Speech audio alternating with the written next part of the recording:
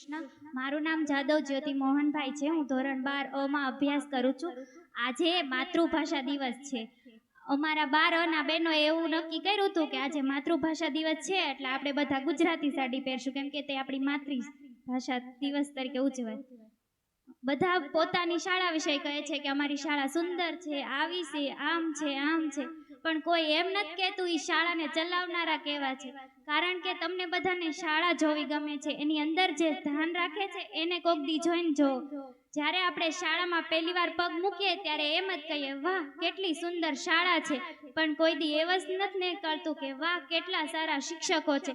તો હું આજે તમને એવ જ કહીશ કે તમે શાળા ગમે તેવી પસંદ કરો, પણ સારા શિક્ષકો જોઈને પસંદ કરો. આપણા શિક્ષકો એવા છે જે આપણને હંમેશા સપોર્ટ કરે છે. બાકી તમે પ્રાઇવેટમાં અભ્યાસ કરો, તમને કોઈ પૂછતું નથી તમે કોણ છો ને હું કોણ છું. તો આપણે બસ આટલો જ આભાર માનવો જોઈએ કે આપણા શિક્ષકો આપણને એટલી સહાય આપે છે. અને વિદાયનો મતલબ એવો નથી કે આપણે અહીંયાથી જુદા થઈએ છીએ. વિદાયનો મતલબ એવો છે કે આપણે આપણા જીવનમાં નવી પ્રગતિ કરીએ છીએ, અને વિદાય ત્યાંથી જ લેવાય છે જ્યાં આપણા પિતાનું ઘર હોય છે. આપણે 2 વાર વિદાય લઈએ છીએ, એકવાર જ્યારે આપણે સાસરે જઈએ છીએ ત્યારે, અને એકવાર જ્યારે આપણે શાળા છોડીએ છીએ ત્યારે. કારણ કે આપણે સાસરે જઈએ ત્યારે આપણને એવો અનુભવ થાય છે કે આપણે આપણું ઘર છોડીને જઈએ છીએ, અને સ્કૂલ છોડીને જઈએ ત્યારે આપણને એવો અનુભવ થાય છે આપણા શિક્ષકો એ આપણા માતા પિતા છે, આપણે એને છોડીને જઈએ છીએ.